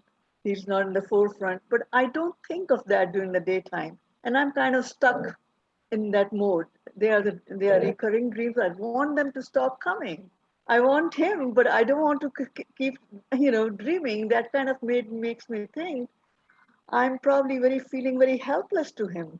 So, but I guess there is no answer to this kind of a question. Yes, So Jyoti, these kind of questions are very difficult to deal with in this kind of format. Yeah. So what we do is that all kinds of personal things like this is but better done kind of in a small group or, in a kind of one-on-one conversation with somebody. So that's why. Yeah, but I guess my question was, how do you get stuck in the same kind of dreams? That's basically Sure. what my question Okay. is. Very good. And that's what it is. Okay, wonderful. Thank you. You. Appreciate that. Next up is Linda, Leslie, and Scott. Thank you, Aiden and David, for an excellent presentation. I think I've always been fascinated how we have the power within ourselves with the help of a therapist to find the answers. We have many of the answers to our problems. We just need to know where to look within our psyche. Our discussion group came up with some questions. Personally, I think even an atheist would find value in Jungian psychology. Could be wrong, but I think so.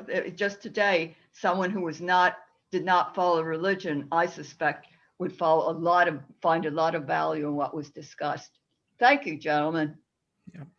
And Linda, absolutely. I mean, I think Jung's work is trying to look at patterns across consciousness of cultures, across religions, and definitely it applies to all human beings. So I, completely agree with that. Next up is Leslie, Scott, and Joel. Leslie. Thank you, Shrikant. Thank you Yeah. very much. Yeah, and I'm going to actually just echo some things that others have said. First of all, thank you. Great presentation, David. Really well done. As an atheist, I can say, yes, this had great value for me.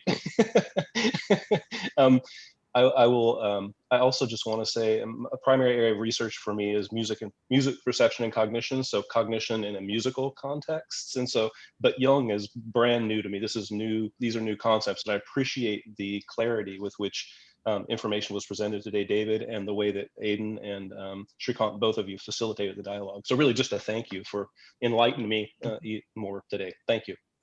Wonderful. Thank you. Glad to have you here. Next up is Leslie. Thanks.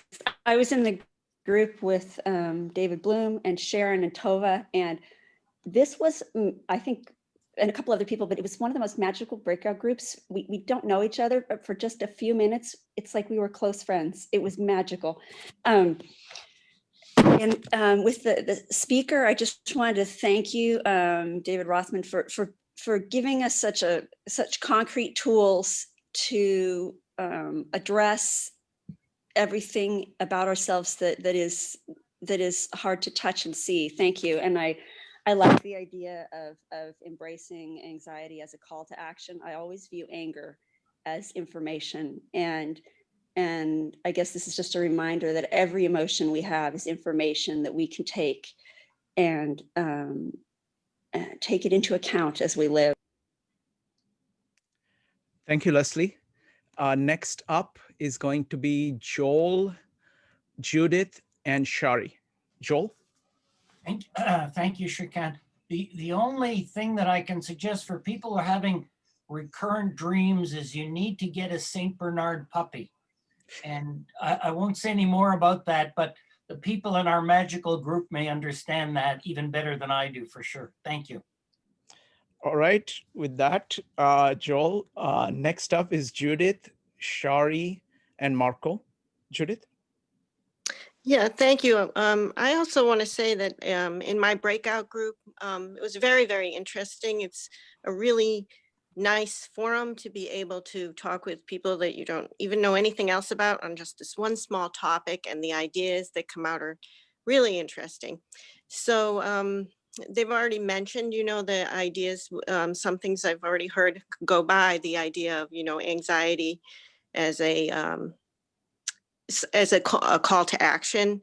And I also like the idea or plan to personally look more for the images, the underlying images in my dreams, or images that may be within me. Like Jyoti was saying too, just try to understand what are these messages so that I can, act better, be wiser, or whatever.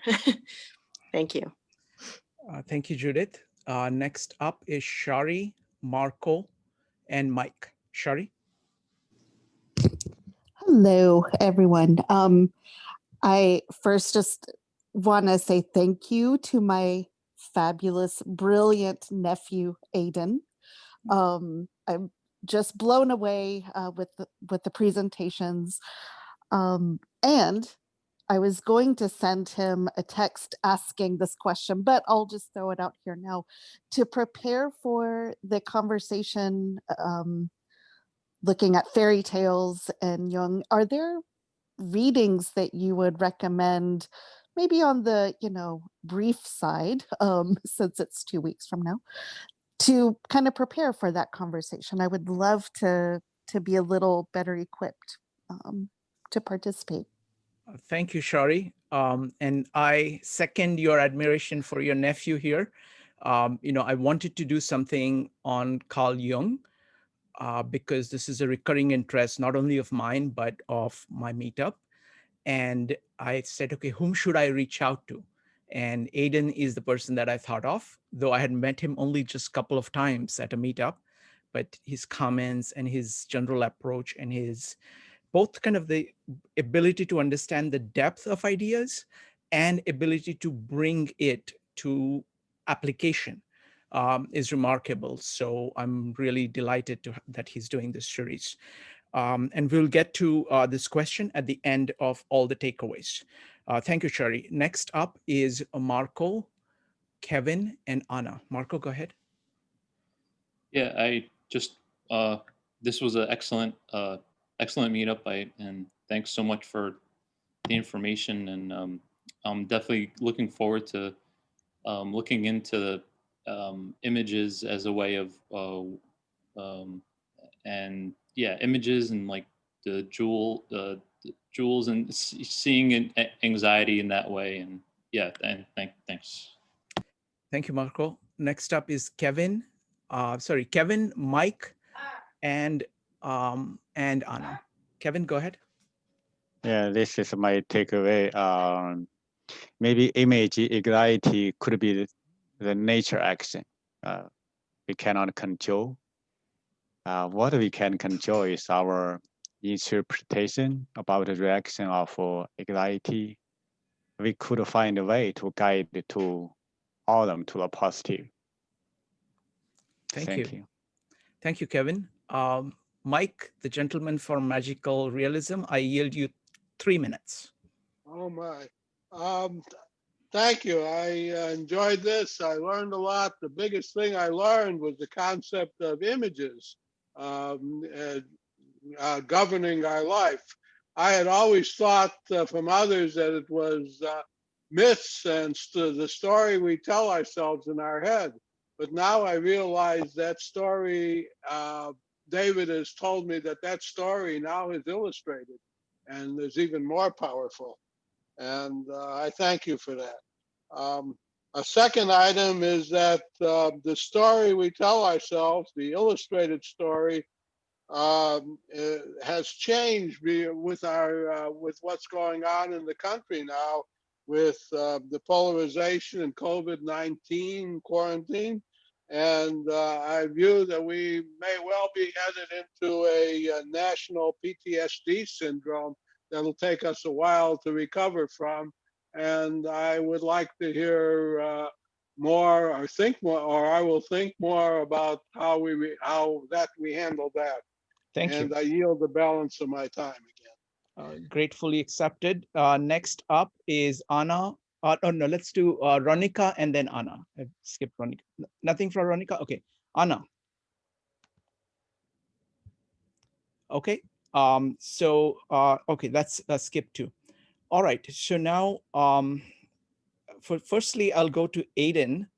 Aiden, what are your takeaways? This is the first meetup you're doing with us. What is it like? You know, that's a big question. What I can say, just a lot of gratitude, just a deep, deep gratitude for everybody showing up to share this interest that matters just such a great deal to me. I'm moved by all of you showing up. And of course, Shrikant, very touched by your seeking me out for this. It's just such an honor. And to be here with David, of course, he's had a massive impact on my life. And just a lot of gratitude. Yeah. And I don't know what else to say, to be honest. Wonderful. So let's go to David. David, would you like to give your takeaways, respond to anything? Actually, can I, Shrikant, before that, can I quickly, because I imagine this will be the end of my, I'll sort of hand it off to David, but I wonder if I can just do some quick responses. Yes. Because I wrote a couple of things down. I think, yeah, there's just two things I want to add quickly, because I think, of course, this could be talked about much longer. One thing is the ambivalence of images, right? So as we talk about anxiety, you know, and something that Kevin said jumped out at me, like using them for the good, taking them and putting them into the category of good. I think, generally speaking, it's sort of the image itself. We're the one who receives it with value. It doesn't necessarily produce value. So it's sort of like one example, actually, David uses this example, but like a knife, for example. You could say a knife could be used to cook a delicious meal, and it can also be used for harm. It's not the knife that's good or bad. It's sort of the context, the situation. So in some ways, it's worth noting that, because in these dreams, like something like robbers, right? Or something like, like thieves, the coming in to steal. Well, we would receive that as a negative image, but certainly theoretically through work and when the energy underneath that anxiety-provoking image is released, perhaps it could be used for a different purpose, or something that would be seen from a positive value in regards to choosing or having a conscious relationship with those parts of the, you know, the value, the psychological treasures, gems that David was talking about. So it's worth noting it is subjective, kind of like what George was saying. It's not that thieves mean bad, you know, whatever, gems mean good. It's not quite that clear. They're relative. I should say this. They're relative to the conscious attitude of the dreamer. They're relative to the conscious attitude of the dreamer, with one caveat that when you get into archetypal stuff that's impersonal, that's a little different. That becomes not so dependent on the conscious orientation of the dreamer. But basically, for the cases of this, it seems to me it's worth saying how we receive the image is related to the conscious attitude of the dreamer or the person. And the other thing quickly that David said, or somebody shared recently, in terms of the images as we translate them, I'm sorry, he used the word interpretation, how we interpret the images to make sense, right, through dreams or fantasies or whatever. I think the orientational approach, which I learned from David, you know, is sort of to say, how do you translate the symbol? How do you translate it? How do you give it an objective perspective? In the way of the image, there's the example of like a scuba diver going 3,000 feet. And that's received as that's a dream. And it's received as a positive image. Look how deep we can go, 3,000 feet scuba diving. We're in this, you know, amazing territory of the psyche. And how great is that? Well, according to the orientational approach, that's a dangerous depth to go as a scuba diver. You'll die if you go that deep. So when you use the objective, when you use the orientational approach, the idea is to see the image and translate it. How do you measure the image against one's own subjective feeling about the image? Because the rift between the objective image and how one feels about it reveals a lot of information.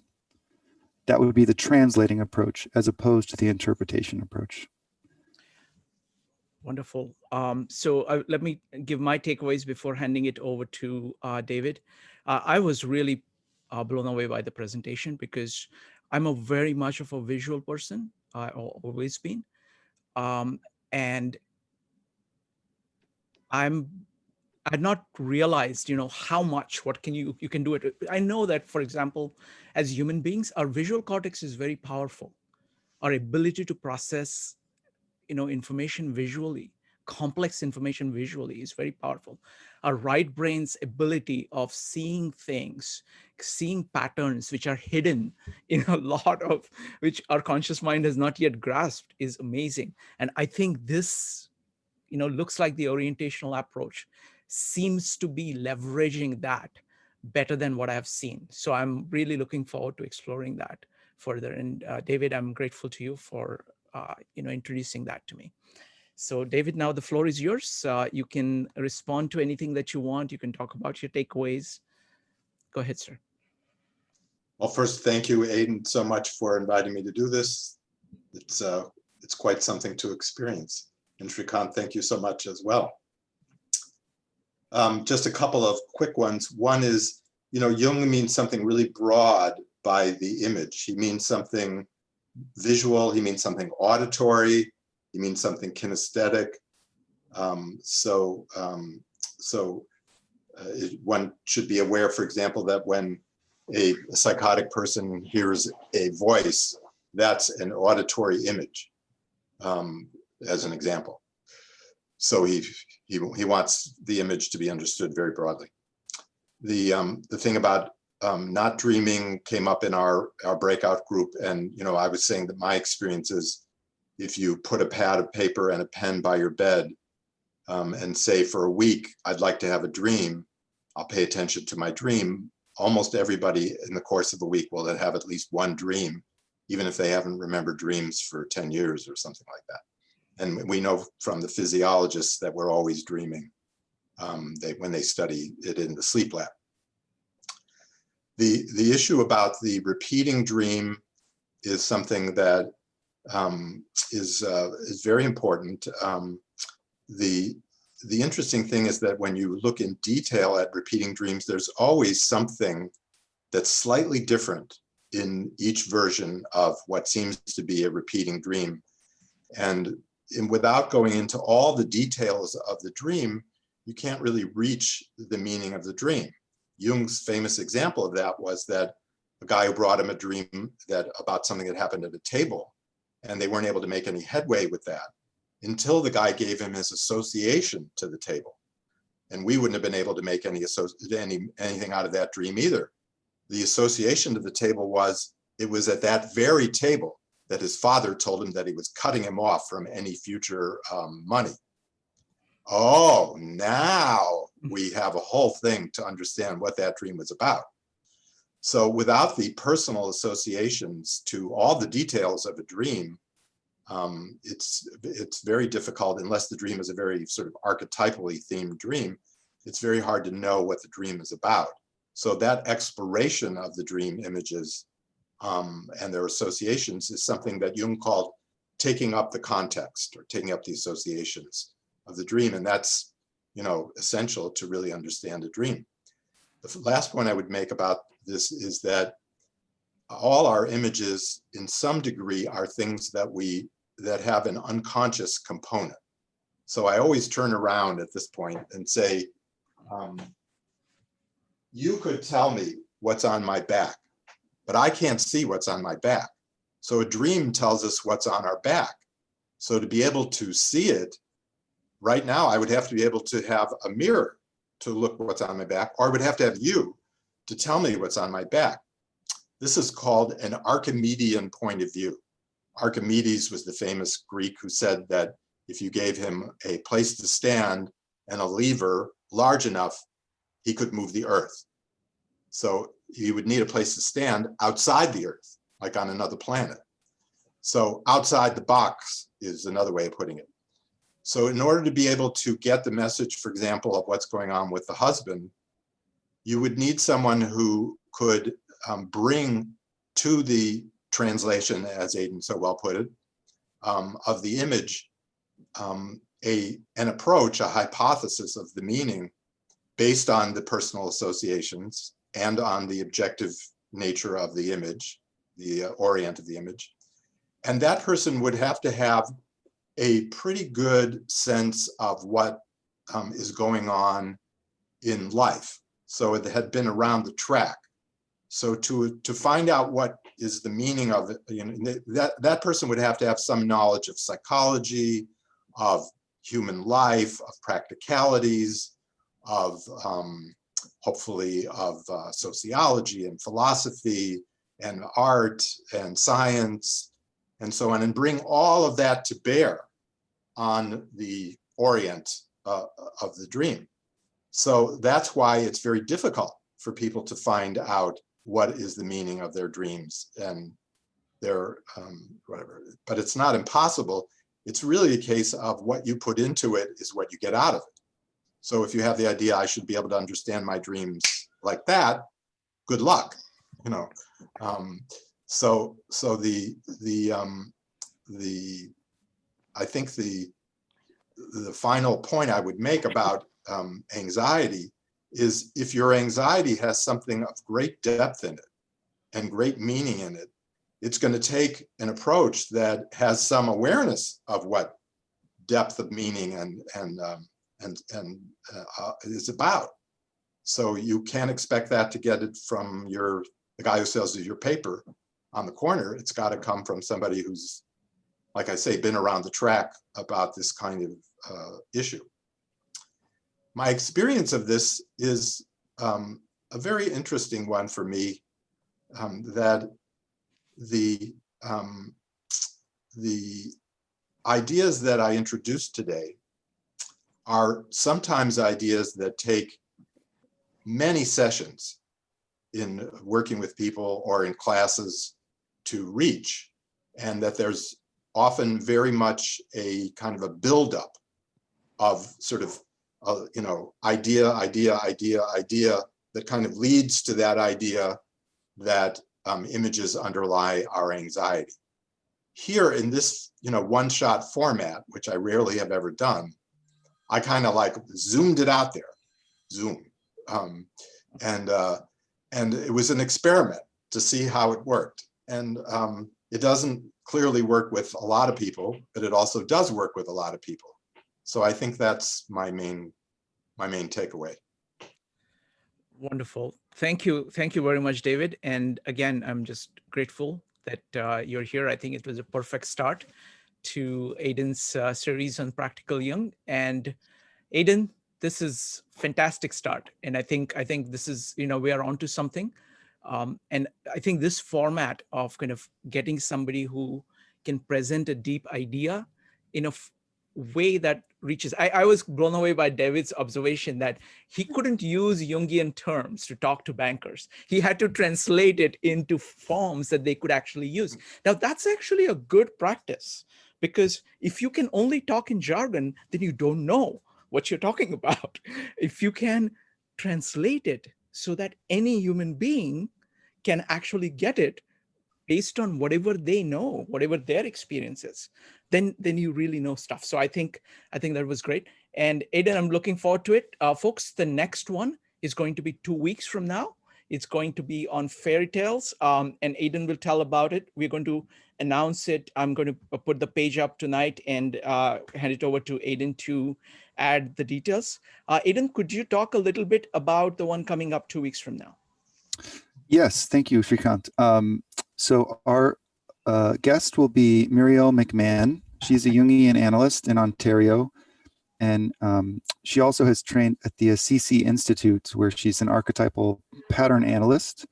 Her passion is fairy tales. So our topic is going to be reading fairy tales through a psychological lens or a Jungian lens. And likely we will start with a sort of launching point fairy tale, The Frog King, as an introductory fairy tale to read psychologically and sort of explore what does that actually mean to read a fairy tale psychologically. So I do want to say quickly, it's not up yet, like Shrikant said, but when that event goes up, I'm hoping very shortly I will add some links to that event through the Meetup page that will have the Frog King fairy tale, as well as perhaps some text on what it means to read a fairy tale psychologically, so that anybody who's coming to that event 2 weeks from now on December 6th, they can do a little preparation if they would like Sherry had asked. There will be materials on the event page to read a little bit and to prepare for that discussion if you would like. Excellent. And that page, I'm going to set it up within 15 minutes of this meetup getting over, and then within an hour or so you will have it. And I do recommend that you prepare, look at this fairy tale, put forth your own thoughts. I think you'll get and go through some of the links. And most of us have spent a lot of time on this. So, and many of us actually prepare for the meetup. So I think that's great idea to put it up. And just to say, it may not be up. Yeah, it is from Grimm's. Somebody's asking. Yes. I think it's the first fairy tale in the Grimm's collection. It may not be up tonight. I just want to be very clear about that. It won't be. The links may not show up as soon as the event is posted, because I'm still waiting for Muriel to get the links or to figure out what links to use. So just keep an eye on that. I would say within the next few days, those links will be on there on the event. All right. Wonderful. All right. Thank you very much, everybody. It's always an honor to have such incredible people coming and discussing things at this deeper level, having their own disagreements about things and explicating their positions fully. We are complex beings. And one of the ways, just like David was pointing out, you can't see what is on your back. Oh, there is a lot of things we can't see. And because if there are so many eyes who can see some things that we might have missed, maybe we can put together a better picture by actually talking to each other in a very honest and direct way. And that's what we do every day. So I'm always grateful for all the people who show up. Thank you very much, everybody. See you soon. Bye.